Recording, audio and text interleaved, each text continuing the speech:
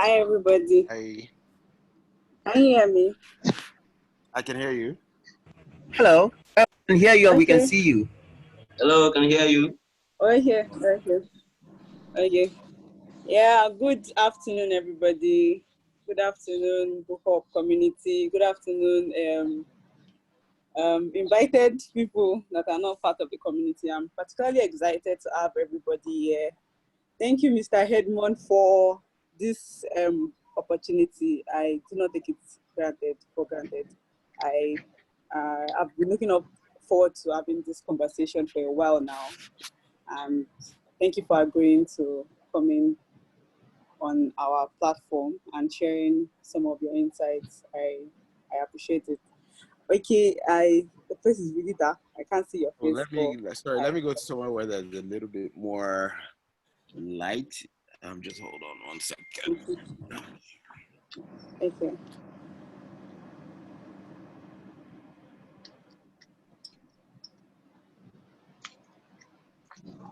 Is it better? Yeah. Okay. I can see just darkness. Yes, I'm in there. I think it's better. Better? I don't know. There's more shadow. Okay. Maybe this might work. I don't know. Okay, I think we can work with this. Okay. Yes. Okay. Hello, everyone. Everyone is muted, but I believe they can hear you. Okay.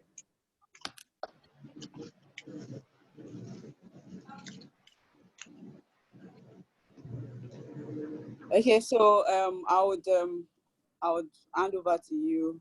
Let's have our conversation already. Your Nigerian degree is useless, but there is hope. So let's hear. Let's have you speak about that. Okay. So first of all, your Nigerian degree is not actually useless.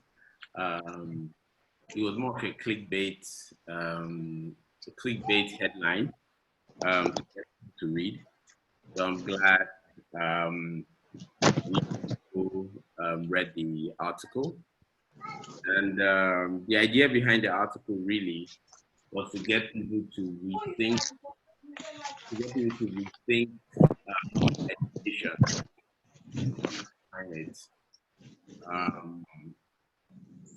I personally don't think the way education is right now is working. It was an attempt to get people to kind of like think deeper as to how perhaps we could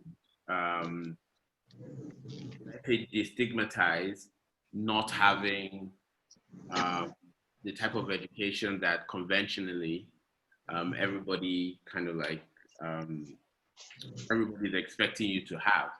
Because at the end of the day,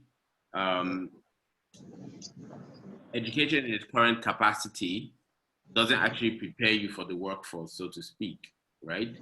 So, and because it doesn't, then we shouldn't accord it the same level, that we shouldn't accord it such a high level of importance that we then use it as a way of discriminating against people who might not have had either that type of formal education or those who would have probably passed through the system, but maybe didn't come out with a first-class degree or something. Because at the end of the day, once everybody is out there, outside of the four walls of the university, everybody is just kind of like the same, right? And with that being said, then we can start to put a little bit more importance on alternative education platforms, right?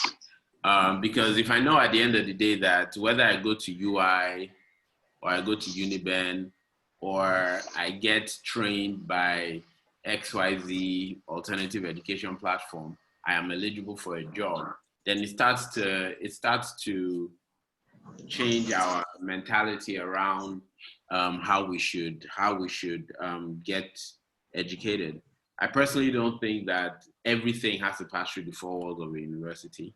I think a lot of things can be taught outside the four walls of university in more practical settings.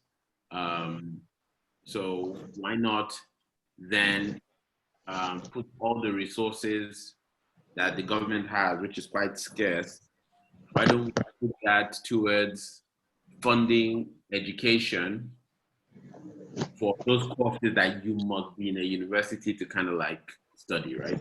We are talking about lab-based courses that are lab-based, courses like medicine, nursing, stuff like that. You have to be within a formal education sector to be able to study those courses. But if you're looking at things like software development, even economics, philosophy, a lot of the social sciences that you'll find are equally relevant, if not more relevant than a lot of the sciences that we used to study, right? But back then in secondary school, you know, those that were science students used to puff off their shoulders that they're science students, you know.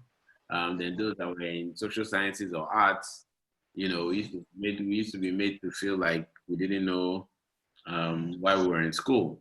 But at the end of the day, we've all come out and we know that none of that really actually matters in the current knowledge-based economy. You know, whether you're art, social science, or this, there's always a relevant position for you. So it basically, in summary, it was a headline to kind of like get people to rethink formal education in its current state and whether it is the best format moving forward for a country like Nigeria. Okay, that's great. I actually thought it was actually a clickbait too. But the first paragraph says anyone who has tried recruiting Nigerian graduates would have dealt with immense frustrations, only similar in severity to using slow internet to watch pornographic material. Yes, I said it. So that was like, whoa, that was harsh, right? No, but it is, again, if we don't address these issues for what they are and we sugarcoat it, then nobody is making an effort to correct what the problem is. So it goes back to the same thing, right? The schools are not preparing students for the work environment, right? How can you come out of school, right, and not know how to, interview for a job? Like, so what did you pay your school fees for at the end of the day, right? And then we hear of things like, and I'm not trying to go deep into the problem, but mentioning, you hear of things like, sexual harassment of students, forcing students to buy handouts and all these many other things that schools do. But at the end of the day, after all that hard work and suffering and everything for 3 to 4 years or 5 years at the university, you come out and an average student cannot go through a proper interview process. If that's the case, then why don't you dedicate some of those resources towards doing other things, right? Why don't you then allow alternative schools, right, pick up the mantle in terms of training students? If I had my way, right, if I was the Minister of Education, for example, if your course is 4 years, right, is a 4-year course, you literally only need the first 3 years, right? You need the first 3 years. In your final year, I would say every final year student should go to an alternative school, to pass out for an alternative school. So that when you're there, you can get real life experience as to what the interview process is, soft skills, doing PowerPoint, Excel spreadsheets, just the basics, right? So that when you get into that work environment, you're almost semi-prepared. You understand what I mean? Because what typically happens now is that you pass through the university, you come out, you struggle to get a job because you're not well prepared for an interview. Even if you have a first class degree, 2.2, 2.1, third class, sometimes even the people in the third class are even more prepared, right? Because they've maybe, as a result of maybe not studying as hard, they've developed other social skills that could work within within the workplace, right? But all of that, you go through all that school and then you come out, then you're not readily employable. So what do? You then go back and then you then look for an alternative school to brush up, whether you're doing that for IT, you're doing that for product management, or you're doing that for UI, UX design, or whatever it is, or even Udemy or Coursera online, right? So you do all of that, then you now come to the workforce. If you look at it, you can see that we are just emotionally attached to the degree certificate, right? We are emotionally attached to the degree certificate and not necessarily because the process is benefiting us as students. So being able to kind of like break down that thinking and break down that mentality will go a long way into redesigning what education should look like in Nigeria. Yeah, I agree totally. So I was actually doing I studied like some startups. Okay, let's start from this. Looking at your portfolio and all of that, do you think that you could have achieved this much if you passed through the Nigerian system of education? I mean, university, and like that girl, like you were just doing a graduate degree in Harvard, and you guys, I was wondering, like, you didn't have a science background and you're able to like come up with something that great. Like, do you think you're able to like, even what if you actually studied in Nigeria? Do you think you'll be able to achieve this much as a Nigerian student or as a Nigerian graduate?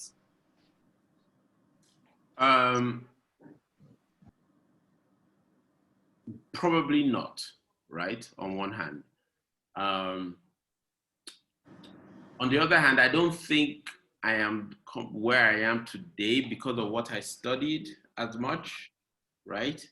Or how I studied, but I'm where I am today because I've been in certain environments that have provided an opportunity for me, right? An opportunity that perhaps the average person wouldn't have. So when I was in secondary school, for example, I was nowhere near I was not top 20, top 30 in the smartest. Like, you rate me from the bottom. When you're saying the bottom 20, that's where like I would kind of like come in, right? So it's not because I was exceptionally smart.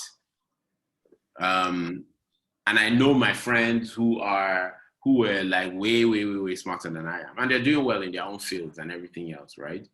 And I can almost link the fact that they're doing well in their fields by, to the fact that they were smart. I can link where I am because I've trained my mind to spot opportunity. So would it have been my education that would have allowed me to do that? Maybe not directly, because it's not what I studied or how the grades I got that has pushed me. However, being in that environment, right, allowed me to spot at least the first opportunity, right, that had begun to layer other opportunities. So if we look at it, right, putting students in an environment that allows them spot opportunity, if you're using me as an example, could be the real value. Do you understand what I'm saying? Okay. Opposed to putting people in an environment to show that they can cram the best, right? Or they can get first class more than everybody else. Which, as I mentioned, to my friends who are extremely smart in secondary school and everything, right? The fact that they could get first class, they know book, blah, blah, blah, blah, they're rising in their careers and they're doing well. But I'm not doing well in my career because I know book, right? I'm doing well in my career because I've trained to spot opportunity. So it kind of like, but I think giving a student the opportunity, right, at the right time to say, do you want to go somewhere? Do you want to go to this type of school because you know book, or you want to go to this type of school because if you're in that environment, it's easier for you to spot opportunity, it's easier for you to network, blah, blah, blah, blah, right? I'm not articulating it properly, but perhaps that's the thing. Perhaps that is what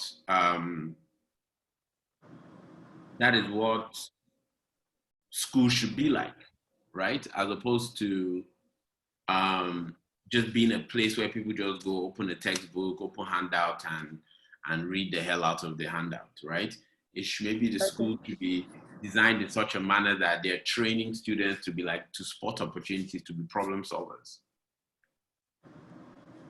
Oh, I think that's like very important. Well, I think that Nigerian education might not necessarily. Okay, let me just go through a response here, which I was particularly interested in, which was more like a counter argument, where the person said that the quality of education is directly related to the industry present in the country. What he's trying to say here is that there is no reason for Nigerian universities to invest in the same facilities as their counterparts abroad. Industry engages its educational system to produce talent it needs. A good case in point here is Andela, who provides software talent for mostly overseas clients. Why? Because the Nigerian industry simply does not value such high talent. What do you think about that? Like thinking that, okay, what if you actually do all of this, the alternative education, you are probably skilled, but there are industries in Nigeria maybe might not be able to like pay for your skill, or you don't even need that skill in Nigeria. I don't know. I think that's what he was trying to say, that our industries I think in a roundabout way he made my argument for me. Right? Okay. In this world, in this age and day, nobody is, restricted by geography. You understand what I mean? Nowadays, where even now with the onset of COVID, work from home. Do you know the advantage of work from home? The advantage of work from home now means that you could be in Nigeria working for a company in America. You could be in Nigeria working for a company in Germany, right? They don't have any to you. So you've eliminated the barrier of the geographical barrier. So when a company is coming and is saying they want something from you in Nigeria and they want you to work from home, what are they looking for? They're looking for your ability to solve a problem within a specific domain for the organization. So that is what companies do. Companies solve problems, right? You don't go to companies to learn how to cram. You go to companies to solve problems, right? In every step of the way, you're solving a problem within an organization, right up to the CEO. So he made my argument essentially in a roundabout way that look at Andela. There should be 20, 30, 40 Andelas. Look at India, it's the same thing. India has IIT, or what they call their university, right? Those universities are providing software development. They were providing software development for the whole of Silicon Valley from India. You understand what I mean? Yeah. And when those people now learned and became really, really good at building software and everything, they came back to India, and some of them set up technology companies within India that are solving India's problems as well. So in a roundabout way, he made my argument for me, right? But also it is a wrong notion to say that industries should be, no, it's the other way around, right? The industry in a country is a reflection of the human capital that's available, the human capacity that's available. Why do we talk farming? We talk farming because 140 million Nigerians are farmers, right? Because that's the human capacity level that the economy has brought them to, right? If at an earlier stage we were investing more in human capacity, those same farmers would have been processors by now and not farmers, right? Then their kids would then go to university. Then the universities now train their kids to be something else, finance managers and stuff like that. And that is how people start to leapfrog industries. So you go from subsistence agriculture to a processing industry, to a processing environment, from processing to industrialization, from industrialization to information, from information to knowledge. That's the trajectory. But that trajectory can only be fueled by your ability to develop human capital. It's not the other way around. You're not just going to industrialize, then now influence what universities teach. That's not going to happen. It's what the universities teach that influences your ability to industrialize. Yeah, I get that. That's true. Okay. So before I go to other people, like other questions, I would like to ask, okay, you wrote this in 2018. Looking back now, what would you like change about the post, or what do you think you would have, what additional knowledge have you gotten since you wrote this? Because I believe that, okay, since you wrote it, you actually got reactions from some people. And also concerning the alternative education treaty that you asked people to sign, how many people actually signed up? How many employers actually signed amongst your friends as employers? How many people actually responded, and what's it been like as an employer employing Nigerians in court? So, in our organization, for example, I don't care for university degrees. Personally, I test more for ability to solve problems. That's more important to me. Ability to solve problems and ability to communicate. Because when somebody can communicate, somebody can express what they're thinking. And that is the fundamentals of problem solving. And that ability to communicate does not mean the person that speaks the best English. That's not about communication. There are some people that speak only the vernacular, right? But you cannot compete with their train of thought. It is on a different level. And I know this because in my spare time, I run a mechanic workshop, right? And I have mechanics that come and speak the biggest English that and they don't know anything. Then I have some mechanics that cannot speak a word of English, but the way they think, they speak Yoruba to somebody, the person tells them what the person has said in English. And you can tell that this person is a natural problem solver. So it's not about speaking English. It's about just your ability to communicate, right? I mean, of course, if you're in a work environment, you're not going to employ people that can only speak vernacular. That doesn't make sense. But what I'm trying to say is that is the ability to communicate. So for me, yes, we didn't move forward with a formal treaty, so to speak. I did have conversations with the Princess Trust in England, and they were keen to support coming together with a formal system, just because they were like, they could get the British companies in Nigeria on board. The Princess Trust is an education foundation set up by the Prince of England, Prince Charles. And they've started doing international work, and they were interested in the article. And because of that, they said they wanted to work with me and maybe use the British Council in Nigeria as a way to, starting with the British companies operating in Nigeria and everything to kind of like formalize the process. But of course, with COVID, we couldn't do that. But a lot of my friends that are in positions of authority, so to speak, they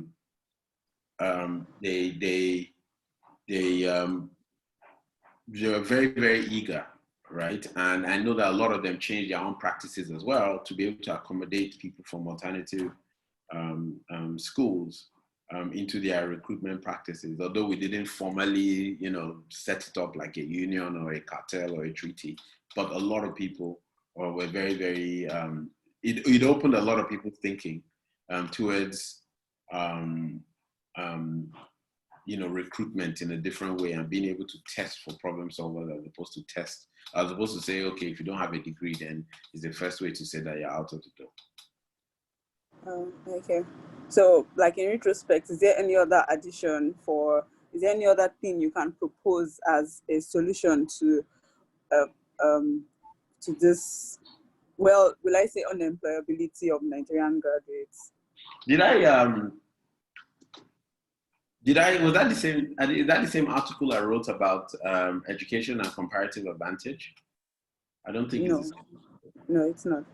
Okay, so I have another article on Medium, and it's about education and comparative advantage. And what I said is that as a follow-on to this is when you've shrunken what should be taught within the four walls of a federal or state university versus what can be handled by an alternative school, you should further shrink that to grouping universities according to the comparative advantage of where they are. So if there's a University of Benue, for example, there's no point a University of Benue having an oil and gas department, right? Because there's no oil and gas in Benue. There's already oil and gas department in Uniport. There's oil and gas department in Delta State University. The money you're wasting funding an oil and gas department in Benue State. You can gather all that money and put it to the 3 universities in the oil region of Nigeria, because that region has the comparative advantage of being oil producing, right? Now, Benue University, now the money you save Benue University funding an oil and gas department, you can use it to fund an agri-processing and agricultural engineering department in Benue University, because Benue is the agricultural belt of or the middle belt, full stop, is the agricultural belt of Nigeria, right? So why don't we move things to the regions of comparative advantage, right? So if you're in the east, for example, and there's a lot of manufacturing going on in the east, and a lot of business knowledge, from the apprenticeship system and everything. Why don't you find a way to make the Eastern University some type of, manufacturing knowledge base or business education knowledge base, right? Because there's a lot of industry. So the same thing you're talking about, or the person commented about how industry can influence education. We can now get to that point where industry is influencing education, right? Because you are situating universities and you're funding universities according to the comparative advantage of the regions that they are. So if I live in Benin, for example, and I know that business and commerce and manufacturing is where I want to be in my life, then I just apply for the universities in the East, right? Yeah. If I want to do oil and gas, then I apply for the universities in the oil and gas in the Delta regions. It just makes absolutely no sense for me to leave Benin, go to Kano, to go and study oil and gas or mechanical engineering in Kano University. Then I have no impact on the environment around me. Where do I do my internship? Where do I do maybe if you're studying a course like that, 1 day a week, you should be going to engineering companies and relating with them and networking with them. Where do you go and do your career network during the course, so that you know that once you graduate, you network with 5 or so companies in that space and they are ready to employ you? How do you do it in Kano when there's no oil and gas there? It doesn't make sense.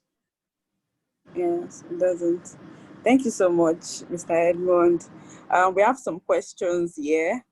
I'll be reading them to you now. So Zainab says that, so what's the way forward for those that have passed through this system already and yearn to make an impact regardless? I think find a good alternative school and just be part of it. It doesn't matter how long it takes or whatever. Look at hotels.ng have started out this HG internship. It's a very, very, very, very robust program, and it teaches problem solving from the very beginning, communication, everything. Anybody that passes through a hotels.ng internship program is well ready and well versed for employment. There's university for those that want to do design and graphics and stuff like that. University is another good one. There was NESA at some point. I don't know if they're still running for software design, but I'm thinking people need to expand this a little bit more. People need to expand this for finance, for corporate finance. You don't need to be in university to learn corporate finance, right? First of all, learn Excel. Once you learn Excel, then you learn accounting. And from accounting, you learn forensic accounting. From forensic accounting, you learn, there are many things you can do within just a hall with laptops and computers, right? And you can be ready to get a job in corporate finance or as a junior financial analyst in companies and stuff like that. So, yes, passing through the system, you've done that, and it's okay. But look for those programs that are that have training programs that are beginning to make sense or are making sense already. Align yourself with some of them. Coursera, Udemy, they have courses, project management courses, Sigma Black Belt. There's so many things that you can have and add to your resume that allows you stand out in the first place. But it's not just to put things on your resume as well. It's to put things on your resume that matches your career aspirations. All right, thank you so much for that. What question is here again? Okay, so Isiaka Damilola is asking that education and the comparative advantage article. I can't find it on your Medium post here. It's asking if you can make it available for us. I'll put the link on my Twitter after this, then you guys can pull it from there. Okay. Or you can share it. You can share it to them. Okay. But it's supposed to be there. I don't know why it's not there. Let me see. Let me just check on my phone. Hold on.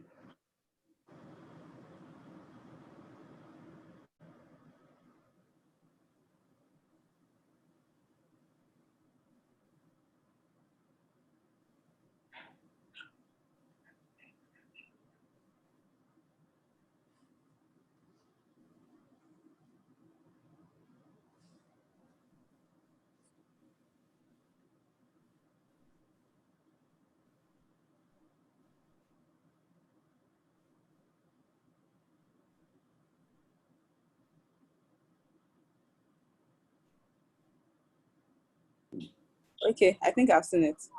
Might be the, let me see what is it? You've seen it?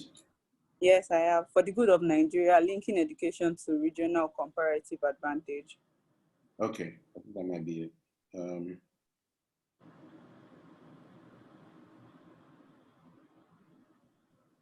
It's so funny how I didn't even see it. I didn't see it myself, but I'm surprised it's supposed to be there.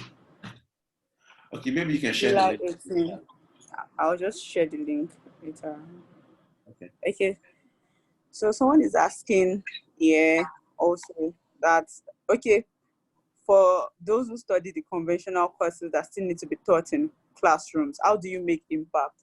So you mentioned something about like science courses and those courses that probably need laboratories.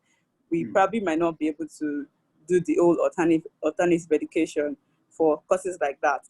But what if you studied a course like that in Nigeria? I think that's what she's asking. If you think about it, people with the lab-based education and those type of education, they're actually the ones that get jobs faster, because those kind of companies also have a program for training, on the job training and stuff like that. They're usually established in that regard. But on the assumption that they are not, or you don't find yourself in one of those organizations, I think just learning the soft skills as well, right? So yes, you're a medical doctor or you're a pharmacist or stuff like that, but learn an additional soft skill, no matter what it is. It's always good, right? Whether it's just an additional soft skill to go with it, would always make you stand out when it comes to employment. I would always just like give it a little bit of an edge, even while you're working as well. All right. So in summary, what will you think is the problem of Nigeria? Is it lack of jobs or lack of employable graduates in that sense? And also, if you were to choose, because most companies like to choose people who are foreign skilled, like people who go out of the country for education. Most times you bring them and you put them in like higher positions because they have like this degree from that university. What has been your experience as an employer of labor with people like that, and what do you advise? Okay, I think I'm asking 3 questions now. Also, what do you advise that for people that want to leave the country? Like that's a good idea, because of course if you don't get access to some of this education, it seems like once you go out there, you come in, become more valuable than people that are here. So I just want you to speak to that line of thought. This country should leave.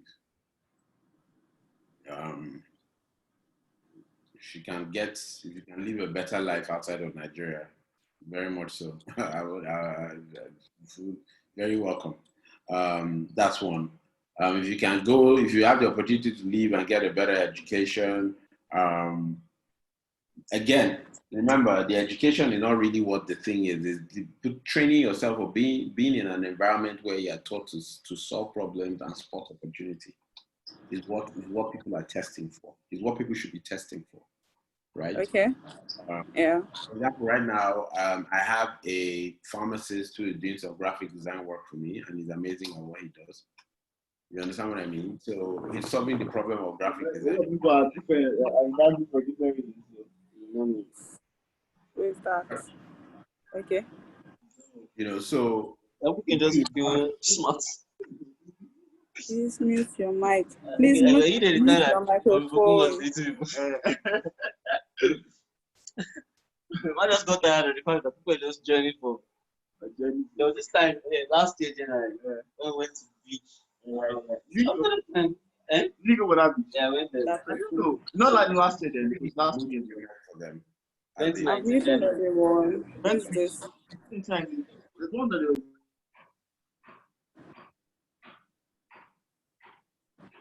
Okay, so I don't know the person. No, no problem. Sorry for the interruption. No I worries. think So for me, like I said, in our organization, we go for problem solving first. We go for problem solving before, like I don't even look where you studied, how you studied, blah blah blah. My first instinct is, can this person solve problems, right? And that is also what our HR has been. In fact, the reason why that particular HR was hired was because she understood that that was what was necessary to be done. And so that's what she does in her hiring practice anyway.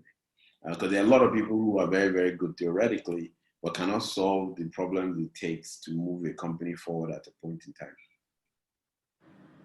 So I've had rock stars who studied locally. I've had rock stars who alternative education. I had rock stars who stopped at secondary school, and I've had rock stars as well who studied abroad. So it's identifying the rock star in them, and not necessarily. And the easiest way to do that is not to be biased towards what education, what school somebody had, and whether it's a first class or all of that. You first of all take off that bias, right, and solve for everything else first.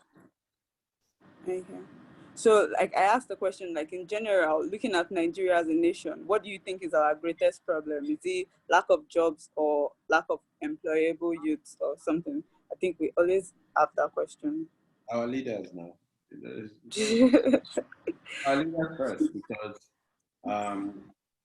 the kind of leadership you have determines how robust your economy is. Once your economy is robust, then people will be demanding jobs, right? People will be looking for work, right? They'll be looking for staff. You hear that in this so and so industry, that industry needs 10,000 new staff every month. But when there are no jobs, so right, you're churning out. Yeah, there are no jobs, and you're churning out. Graduates. Where are they going? So that does not start from the company. It's not the company. It's the leader. It's the leadership. What is our leadership doing to spur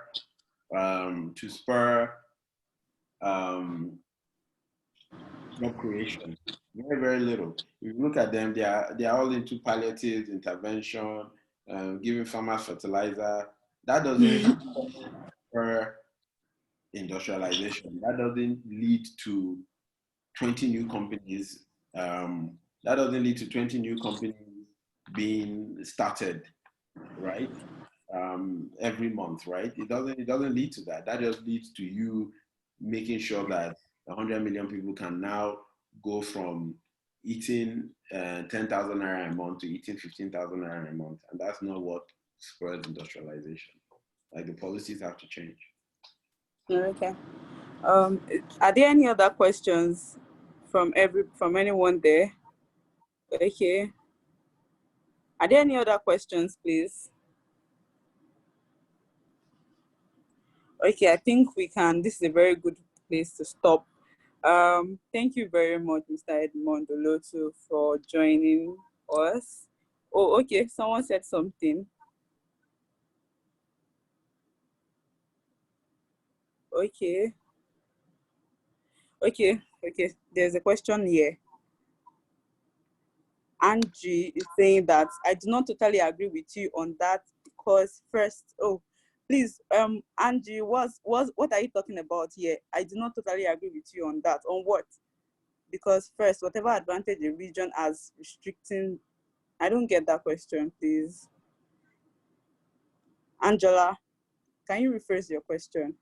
Okay, Jeremiah is asking that, just one question. I've admired you for months now. In recent times, you have BuyBots, wonderful.ng. I really do think there's a bit of education involved in thinking through problems and providing solutions, especially using internships. What do you think about internships and its hand-on training in educating people on thinking of how to think through problems and providing solutions. Whoa, that question is very long. Okay. It's internships work, and but the thing is that a lot of companies sometimes do not have the capacity for internships. You understand? Let's look at this COVID region, for example, this COVID period. Companies are just trying to survive. Do not take on 10 interns and be training them. It's not the internships is not really for internships are for mature organizations, right? In Nigeria, we don't have that many mature organizations. We have a lot of startups, and they are just trying to grow. They are in the growth phase, right? The mature organizations, you are the Shells, MTN, some of the banks and all that. Those companies cannot take on, we're a country of 180 million people. Those companies alone cannot train interns en masse the way we expect them to. And that is where alternative education platforms and schools become a bridge, because those ones can be set up in multiple states, multiple times, what's it called? Direction in terms of, what they want to focus on and everything, and everybody can go to this one because this one focuses on the soft skills that are necessary for the sector I want to be in, and this one does it. But you can't expect companies to carry that burden. It's crazy because they are trying to survive. They just don't have the time. They move with speed as well, so Okay, thank you for the answer. Oh, there are so many questions pouring in now. Where are we starting from? Okay. Ridwan is asking that. I don't get your question, Ridwan. Aren't we reducing universities to an institution of learning your course?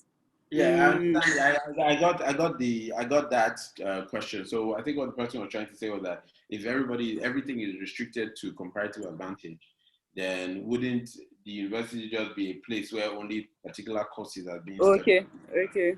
If that is what it is, then that is what it is, right? There are many universities like that globally around the world that all you do is study. If you go to Kennedy School of Government in America, all you're doing is studying public policy and public administration. You're not studying anything else. If you go to business school anywhere in the world, all you're studying is business school, right? It's business stuff. If you go to MIT, all you're studying is technology. So it is not alien that a university can be unidirectional. Okay. I mean, it is not alien, right? And even let me just use the opportunity to take another question as well. Is the regionalizing will further weaken the fragile threads holding Nigeria? I don't think so. Because regionalizing does not mean that everybody in that region is studying that, right? If I'm a Yoruba person and I want to be in oil and gas, then I'll find myself in the Niger Delta. If I'm in Niger Delta and I want to be in agriculture, I'll find myself in Benue in the Middle Belt, right? If you're an Igbo person and you want to be in, let's say, finance or something, you find yourself in Lagos, right? So, in fact, that would even help the objective of NYSC, where everybody was supposed to move to multiple parts of the country. We are not doing that properly with education. So I don't think it's, I don't want to politicize, stuff like that in terms of weakening the fragile threads holding Nigeria. If we start thinking that far into why we're doing things, then nobody will ever think about anything, and nobody will ever think about anything. Okay. Thank you so much, Mr. Edmund. Okay, is there a way to integrate this alternative school and what they offer to our education university? I think that's the job of the Ministry of Education. So those universities and degrees are not totally left useless. Is there a possibility, even though it seems like a long shot? There's a possibility. There's a possibility, and I think now with everything that's happening, they're a little bit more open to listening to people. For the longest time, I know a lot of people wanted to do things with formal education, but they didn't. Those schools were too traditional in their thinking. But now there's a lot of collaborations going on, especially now that they're trying to get schools online and stuff like that. So there's an opportunity for that. Okay. Sorry, Ridwan. I didn't know you were supposed to ask the question together, Ridwan. Okay. I think I think most of the questions have been answered. Okay, somebody is asking, Jonathan is asking, what are the skills we need for bridging the gap with our counterparts out there? So I think that's like that should be a good place to stop. So your advice to say a Nigerian student who has undergone the Nigerian education and is out there, well, I think you already said something about that, but let's just speak to the soft skills, like the exposure, just some advice to younger people like us, what we can do to actually be relevant. I think I saw something about the space travel where someone tweeted and said that people are going to space, and in Nigeria, like, that seems like a far-fetched dream. Like, it's not even something we're thinking about because we don't even have the human capacity for that. So how do we like prepare ourselves for the future and position ourselves? Leave the government apart. I don't think the government actually has plans for us right now because, well, from what we see, they are more about their pockets. So for our own self, how do you think we can actually break out of this and build a good life for ourselves? Just final words of advice. And So like I said, with what is going on now, work from home and everything, there are going to be so many opportunities for a lot of people to work outside of Nigeria remotely. So they'll be in Nigeria working for companies outside of Nigeria. That opportunity is there. The core important thing, communication, right? Taking your time to communicate. And the more you read, the better you communicate, right? Yeah. So people need to spend more time reading, reading things, reading important things, reading articles. It's also important to kind of like to understand the cultural nuances of other places. You understand what I'm saying? So know how they operate in those places. Like sometimes I see people arguing, for example, about, Black Lives Matter and stuff from Nigeria, right? Now, the thing is, it is important for Nigerians to be able to understand why Black Lives Matter is why it's happening. It's important for them to understand the perspectives of African Americans and why that is happening. Because guess what could happen? They will put you in a job environment, right? They might be doing some type of virtual Zoom call for everybody to familiarize themselves, and somebody will talk about it. And it's either you're quiet because you know nothing about it, or you formed a totally wrong opinion on what it means, and you go and express something that would infuriate people. What does that now do to you? You're not fitting into the culture of that organization, right? So as we are in Nigeria, if we're also thinking of going to those places to do work, we should be learning about those cultures. We should be learning about how we are supposed to fit into those cultures as well. Because at the end of the day, that is how we are getting our money. Is it not endearing when you see a white man in Nigeria, right? And he can speak pidgin English? You know, it's a bit endearing, right? It's a talking point, right? It's a talking point. Right? So it's the same thing for us, right? If we're able to go into those places, right, and we're able to understand what's going on in those places, understand the culture, understand certain things, right? It's important because then they feel like, okay, it reduces the gap between them thinking that Nigeria is far. Because besides being able to do the work, you're able to communicate. And not only that, you're able to, you have read widely enough to be able to speak about something that's affecting them in their own territory as well. You understand what I'm saying? If you look at certain threads on Twitter regarding sexual harassment and sexual assault, you'll be appalled. You wouldn't even want to employ Nigerian men when you read their opinion on things like that. You understand what I'm saying? Because they're young, they're in their 20s, but they're still allowing themselves to be guided by 1970s mentality, right? Meanwhile, their equivalent counterparts in their 20s in other countries around the world have moved forward to understand that sexual assault, sexual harassment, no means no, blah, blah, blah, blah, right? All those things. The Nigerian youth have not moved on with that. So guess what happens when the world opens up flat and you're able to get a job in certain organizations? You're now socializing with those people, blah, blah, blah, blah, and mistakenly, you repeat one of the things you write on Twitter to somebody in Norway, for example, where you've now gotten this really good job that is paying you $10,000 a month or something like that. Is it worth it? Not worth it. So as youths in Nigeria, we should be looking for how we are elevating not just education by, who got a first class and who got a 2-1, but elevating our own thinking process to match where the rest of the global world is going. Because trust me, it is the fact that an organization believes in the rights and freedoms of women is that same type of organization that can believe they can go to space. The type of organization that thinks it's okay to assault and harass women sexually is not the type of organization that can think about going to space. They can't. Because first of all, they're not valuing the female brain. If you value the female brain and what a woman contributes, right? You know that she's bringing 50, you are bringing 50 to make 100. That is how you get to space. But if you believe that the woman is just there to be harassed and assaulted, then you are doing with your own male 50. You only have 50. If you have 50, how can you get to space? With just half of what it takes to get to space. You understand what I'm getting at? So yes, I do. Beyond thinking about, okay, just the education part of it and everything, you must also think about communication. And you must also think about reorientation, right? If you don't reorientate, if you don't change your mindset to match where the world is going globally, you cannot start to think globally. You understand what I'm saying? The type of people that think about creating a Twitter that we are there ranting on, talking about who did not touch you and everything, and those type of people, they don't do those things even on the Twitter they created. That should tell us something as Nigerian youths, that besides what our government is doing to mess us up, we are doing things internally to mess ourselves up.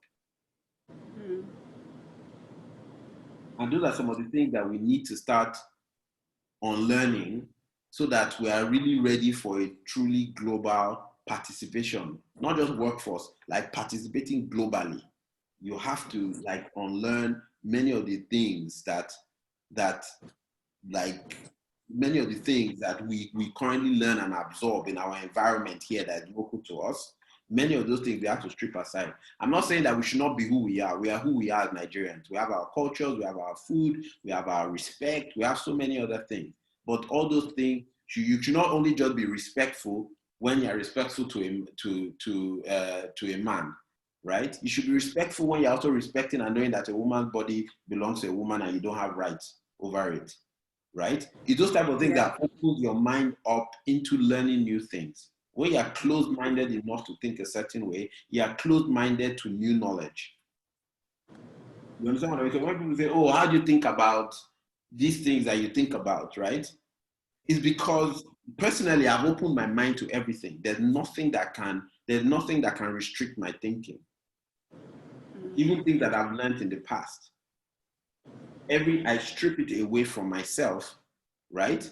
I'm able to have if somebody says something to me, right? My first instinct is not to defend it by what I know, right? My first instinct is to listen to what the person has said and see how it challenges what I know. And those are the things that we have to start doing beyond, and that is bigger than education. Somebody who can think and not restrict their thinking is more educated than anybody that thinks they know everything in a textbook. Because what you know in a textbook, you only need it for 1 hour in a day, right? What you know in a book, you need it for 1 hour a day. If you're a mechanical engineer today, are you spending 24 hours talking about Bernoulli's equation or Pythagoras theorem or the solid state of gas or whether the pipe is bending at 90 degrees or not 90 degrees as an engineer? No, you probably only talk about it if you're at work 8 hours a day. If you don't go to work that day, you probably will not talk about it, right? But everything else outside of that time is what allows you to know whether you're truly ready for global participation. That's a food for thought. That's really deep. Like that's really awesome. Thank you so much, Mr. Edmund, for your time. I really appreciate it. It's 4 minutes to 3.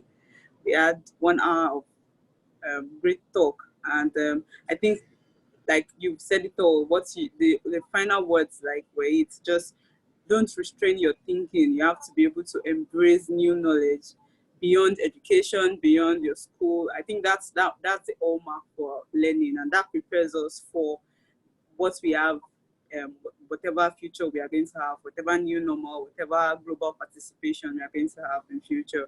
Thank you so much, Mr. Edmund. Thank you all for joining. If you have any other questions, you can send it to the Bookhub group. Thank you so much for staying till the end. I appreciate you. And now the meeting has ended. Thank you so much, Mr. Edmund. I really appreciate it. Thank you. No worries. Thank you very much for having me. I appreciate it as well. Thank you very much. Yeah. All right. And congratulations on your new product. Well, until the sales has to make money. Yeah. Yeah. Thank you, everybody. All right. Bye. Bye.